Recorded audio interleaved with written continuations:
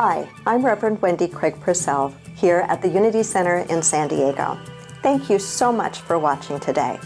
If you'd like to support the work that we do here, please consider making a contribution. Go to our website. It's easy to do. Thank you in advance for that contribution. So last week, we explored the importance of going direct in our relationships, not creating triangles, and we talked about Jesus' example. If you are at your altar presenting your gift, and remember while you're there that you have aught against your brother, you are to stop what you are doing and you are to go and reconcile, make peace with your brother first. And he was clearly giving instructions on the importance of treating our relationships with mindfulness and with care and with, I think, with speed, handling things when they are small rather than waiting for them to get big. And so we're going to take this a little bit further today, drawing upon some of Jesus' teachings as well as just sound spiritual practice that comes from a variety of sources.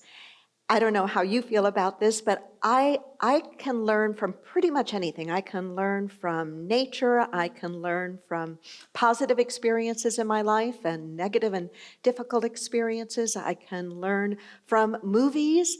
And the phrase that I have titled this talk with is from a movie, from Star Wars. And the phrase is a disturbance in the force.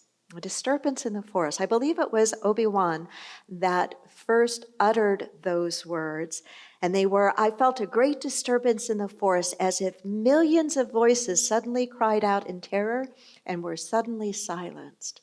We have the Jedis speaking about a disturbance in the force, and my favorite character, Yoda, also speaking about a disturbance in the force. Well, what is the force? As it is talked about or experienced in this movie or these movies called Star Wars, the Force is what gives the Jedi his power. It's a mysterious energy, a field that's created by all living beings. A field that's created by all living beings. It surrounds us, it penetrates us, we impact it, it impacts us. Now think about that not in a science fiction context, but in your life. There is an energy field in which you live and move. There is an energy field that is palpable when you are sensitive, is palpable in our relationships. Every relationship has an energy field. A relationship between two friends, there is whatever each friend brings into that relationship, their unique energy, but then there's something more than that. There is the field that's created between them, that surrounds them. And whether we're talking about a friendship or a working relationship, a business partnership, whether we're talking about teams or communities, or we're talking about the family dynamic or our relationship with our most significant other, think about the energy field that surrounds those. They're not static, are they? Have you noticed that? They're not static. That our relationships ebb and flow. Sometimes they're really easy and good and uplifting. And sometimes there is what? A disturbance in the force. A disturbance in the force. There are always signs, though, and this is a key point that I want to emphasize today. There are always signs as to which way the relationship is going. Whether the relationship is going in a positive direction, a satisfying direction, a healing direction, a productive direction, or whether the relationship is beginning to plateau or beginning to fall apart. There are always signs. And in our relationships, the disturbance in the force can show up in at least 3 different general and progressive categories. So when there's a disturbance in the force, it can show up in 3 categories that are progressive. The first is that disturbance in the force shows up emotionally. If not dealt with there, that disturbance in the force begins to show up behaviorally. And if not dealt with there, that disturbance in the force shows up relationally. They're progressive categories.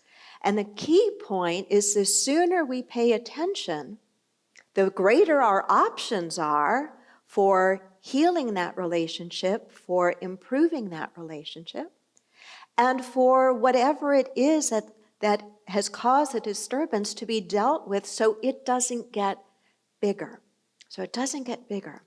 So I said there are these three progressive categories that are indicators of when there is a disturbance in the force. And it works both ways. We can see it working to the negative, we can see it working to the positive. But I want to focus on the negative because that's where our work is. Remember Pema Chodron's quote that I shared with you earlier? That the best teachers in our life are difficult people. The best teachers in our lives can be those difficult relationships where we see ourselves just not seeing eye to eye with the other and just getting irritated and upset. Those relationships have the greatest opportunity for us to learn and to grow, to become more skillful, to increase our capacity for understanding, to increase our capacity for kindness and love, to help us learn patience, to, as we talked about last week, to shift from just a viewpoint to turning around or moving around to changing our viewing point. So when there's a disturbance in a force, it hits in the emotional category. This is the inner category. This is at least how I'm using it for the purpose of this lesson. The inner category. And there is likely going to be a change in the way that we feel. We may feel less ease, less closeness when with the other person, when with the team. We just feel less ease, less closeness, or a feeling of, or a feeling of awkwardness. Or we begin inwardly to kind of shut down, but at this point it's still an inner thing. If not dealt with then, what happens is it progresses, and it progresses into an outer dimension, that outer dimension then being the way that we show up, our behavior, what can be seen by those that are paying attention. Our interactions begin to change. We might start to withdraw or to avoid contact altogether. Or we start to speak in very harsh and impatient and critical or irritating kinds of ways. There's an outer change going on. So now it's not just an inner disturbance in the force, but now there's an outer change going on. And if it is not dealt with there, then we experience a relational change, a true relational change. And I would say that that is about the relationship is over and out. And that may result, if it's a work situation, we quit the team or we resign our position. If it is in a friendship, we just ignore the person, we have no more contact, we shut them out, we make a choice and we leave. If it's in a marriage or a relationship with a significant other, we divorce or we move out. And so the underlying message is always to pay attention early on or pay the consequences later on. Let me repeat that. To pay attention early on or wind up paying the consequences later on. So we want to be more like the Jedi Knight, if you will, where we become more aware of any disturbance in the force and that we are more skillful in dealing with it. Think about this in terms of your primary relationships, how beneficial it would be to be much more aware of disturbance in the force in your primary relationship. Step aside for a moment and think about your work relationship. If you're currently in a work relationship, or if you are now retired, think about your previous work life and how that would have been easier and better and more satisfying and rewarding if you were a little more aware and sensitive to, and a positive use of the word sensitive, to a disturbance in the force, in the field of the energy of the relationship itself. And then to become more skillful in that. And of course, we can take this out in ever widening circles, because people are people, whether it's in a family dynamic, a business dynamic, a community, a city, a state, a nation. So paying attention, being a little more like the Jedi Knight, aware of where there's a disturbance in the force. The 4 words that many people say they don't ever want to hear in a relationship are these 4 words. You know what they are? The 4 words that lots of people say, I just don't want to hear these in a relationship, are the words, we need to talk. We need to talk. And the reason often that people will say, I don't want to hear those words in the relationship, is because they're pointing to the fact that something has finally come up that has been unrecognized. There has been a disturbance in the force that has been ignored or unrecognized in the relationship. And finally the person is saying, okay, we need to talk. Better to do that sooner rather than later. Remember, pay attention now so that you don't have to pay the consequences later. But as we talked about last week, part of the reason that we don't is we're either afraid to or we don't feel very skillful in doing so. So I want to share some tips with you, some things that I have found to be helpful and that I use. And in fact, very recently, I noticed that there was a disturbance in the force between one of our members and her usual interaction with the Unity Center and our correspondence with her. And knowing that person over a span of years, I thought, I'm going to go and just reach out and say, hey, I've noticed that there's a difference, there's a change. And I just want to acknowledge that and ask if something has happened that has led to that change, and if there's a need to talk about it or an opportunity to talk about it, I welcome it. But I notice something's different. And if I'm just hallucinating about it, please tell me. But if I'm not, please let me know what's behind it so that I can maybe make amends if it was something I had done or if something went wrong in the community. So these are not just theoretical abstract things that I share with you. They're things that I try to, in my own way, really work in my personal and in my ministerial life. So the very first is this, I've already talked about it. Pay attention now or pay the consequences later. Pay attention now or pay the consequences later. How do you pay attention? You pay attention by listening. You pay attention by, when I say listening for tone of voice, listening for kinds of the energy, the kinds of words that are used in a relationship.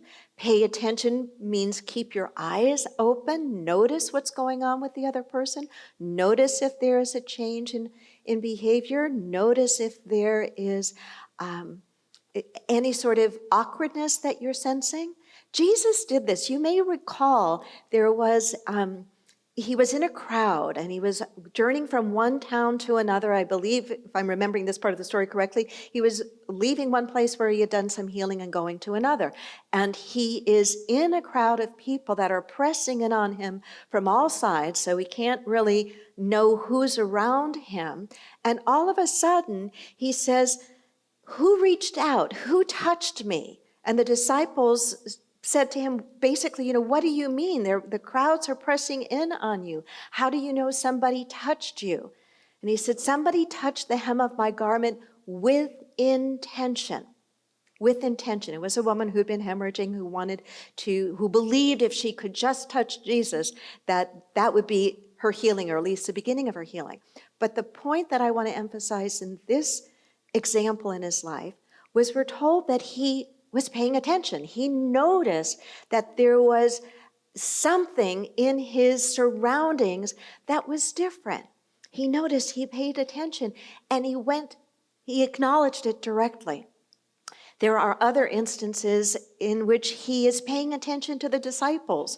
The disciples were, in my opinion, often jockeying for position. They wanted to be the favored student, the favored disciple of Jesus, and they often were jockeying for position, wondering who did he think more highly of. And as a spiritual teacher and master, he was aware of that. But he didn't just do nothing about it. He would often, according to the scriptures, he would often question it. He would often acknowledge it. He would often ask about it. So paying attention is a very first piece of dealing with a disturbance in the force. We have to recognize it, right? But then we need to avoid the temptation to guess. And this is a biggie. It is so much easier to just guess. I could be guessing about this member, and I could be making all sorts of stories up in my mind, filling in the blank. I might be right. Chances are very good I would be wrong. I'm reminded of a story I heard about a Unity minister who had served his ministry for many years, was not yet ready to retire, but had served his ministry for many years, was much loved in the community, but in church boards, board members change when their terms are up, and he had a different board, and he started to notice that the board was doing some things that seemed to be being done behind his back. He got wind of the fact that the board treasurer and board president had called a meeting when he was on sabbatical, and then he discovered that it appeared like people had been rifling through his desk while he was gone, and he began to make all sorts of stories up in his mind about what this could possibly mean, especially when the board president said, "We need to have a meeting after church next Sunday. It'll be short, it'll be to the point." Well, first of all, a board member should never tell a minister something like that before a Sunday service, that this is going to happen afterwards. But anyway, in this particular case, it happened that way, and the poor minister was just beside himself, trying so hard to keep his attention on his sermon that morning, filling in the blank with all sorts of things, preparing how he was going to defend himself, that he had served the ministry for many, many years, he was devoted to it, and that he was not going to leave without a fight. And so when he walked into that conference room, they started to pray, and his hands were sweaty, and he worked really hard not to be the first to speak, as the board members acknowledged that they had been acting in very mysterious ways and that they wanted to come clean about what that was. And they began to acknowledge his many years of service and how loved he was in the community. And he was ready for the other shoe to drop. But then the board president and treasurer said, "We decided for all your years of service that we were going to pay for the down payment for a nice home for you as a gift from the church for all your years of service." Can you imagine, had he filled in the blank, which he was doing in his mind, but then had acted upon it? He had so misjudged what was going on. Were the behaviors odd and suspicious, and might most of us be concerned about them? Probably so. Much better, when we sense that there's a disturbance in the force, is to, as quickly as we can and as skillfully as we are able to go into it and to acknowledge, "Hey, I notice that something's different here. Can we talk about it? Maybe I'm just making it up, but like Jesus, I'm sensing that there's somebody touched me with intention. Something's happening here that I notice is different than it was before." And that's the point of stepping into it, making the conversation, at least opening up the opportunity for the conversation. It can be as simple as saying something like, "There's something different I feel between us. Can we talk? There's something different I feel. Can we talk?" Will the other person always say yes? No, they won't. Sometimes they won't. But you don't know if you don't try. And to me, these are the kinds of ways our spiritual practice and our spiritual teaching really shows up in a very practical way in our lives. We talk about wanting to create peace on the planet. How can we possibly do that if we don't know how to make peace with the people that we are at odds with in our lives? If we don't have the spiritual and ethical and moral courage To acknowledge I sense something's off and I want to try to understand what that is. It could be that we can't do anything about it. But again, we don't know if we won't try. And then we've got to be present to the real message of whatever the other winds up sharing with us. To be present to the real message, which isn't always conveyed at first, and it isn't even always conveyed clearly, and it isn't even always conveyed in the actual words that are used. I remember a friend of mine, a ministerial friend of mine, who teaches a lot about conflict. And he talked about an example in his own life with his wife. He'd been doing quite a bit of traveling, and he had come home, and she wanted to go out for dinner, and he wasn't able to, or something like that, and she fired back at him, "You never take me out to dinner." And quickly his mind went to all those times and places that they did in fact go out to dinner, and he fired back, "No, sweetheart, you're wrong. Here's the last time, and the time before the last, and the time before the last. So see, sweetheart, you're not right. We do go out to dinner." He stepped back afterwards, especially watching her expression, and realized, oh my gosh, I think I missed the whole point. It wasn't about the accuracy of the words, "You never take me out to dinner." It was, "You've been gone. I've missed you. I want to feel the connection we usually have. Can we go out to dinner?" She didn't say those words, and there is an opportunity for skillful and spiritual and emotional intelligence and growth for her, yes, no question about that. But it goes both ways. Had he been able to not react in such a defensive way, because of course he knew she knew they've gone out to dinner before. The word never, hardly ever, applies.